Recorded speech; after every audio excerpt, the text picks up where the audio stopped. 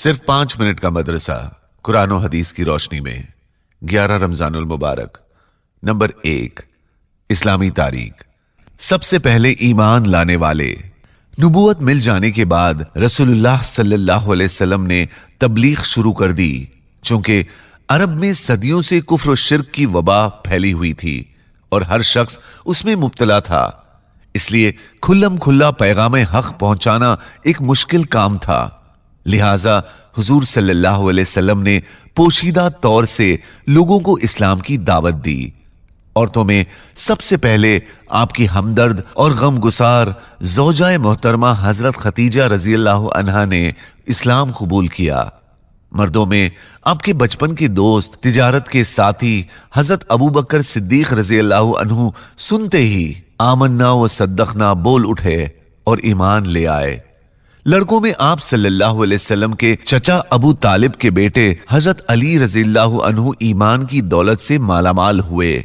खादिमों में आपके चहीते खादिम हजरत जैद रजी अल्लाह अन्हु ने इस्लाम कबूल किया। ये चारों हजरात पहले ही दिन मुसलमान हो गए। इन हजरात का ईमान लाना, जो हुजूर सल्लल्लाहु अलैहि वसल्लम की नबूवत से पहले की जिंदगी से बखूबी वाकिफ थे, आप सल्लल्लाहु अलैहि वसल्लम के सच्चे नबी होने की रोशन दलील है। नंबर 2, अल्लाह की कुदरत। इंसान की पैदाइश।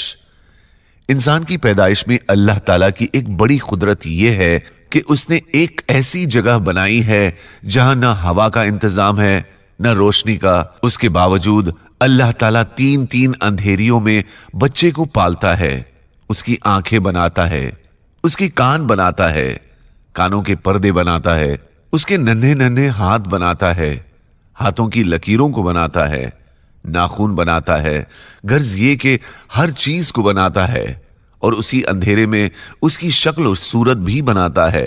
अल्लाह ताला ने कुरान में फरमाया है, और वही वो जात है जो रहम यानी पेट में तुम्हारी इसी शक्ल और सूरत को बनाता है। नंबर 3, एक फर्ज के बारे में। ज़कात अदा करते वक्त नियत करना। ज़कात अदा करते वक्त या ज़कात का माल अलग करते वक्त ज़कात की नियत करना जरूरी है, यानी दिल में इरादा हो कि ज़कात निकाल रहा हूं। बगैर नियत के ज़कात अदा न होगी। हां, अलबत्ता किसी को ज़कात कहकर देना जरूरी नहीं, बल्कि हदिया कहकर दे तो भी ज़कात अदा हो जाएगी।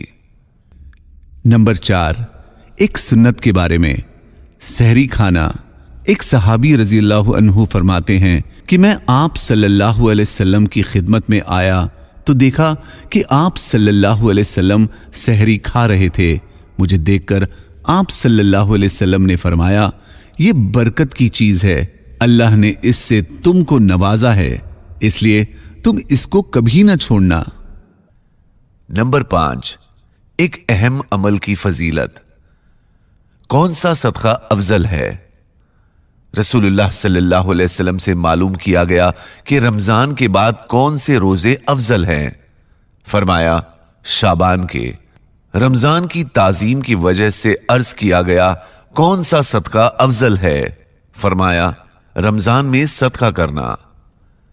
नंबर 6, एक गुनाह के बारे में। अल्लाह की आयतों को ना मानना।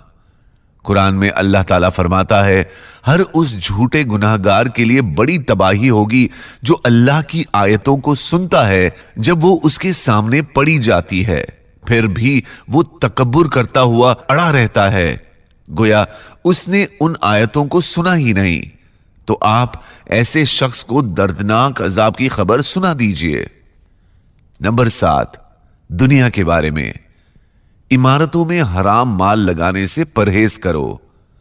रसूलुल्लाह सल्लल्लाहु अलैहि वसल्लम ने फरमाया, लोगों, तुम इमारतों में हराम माल लगाने से परहेज करो, क्योंकि इमारतों में हराम माल लगाना बुनियाद की खराबी है। नंबर 8, आखिरत के बारे में।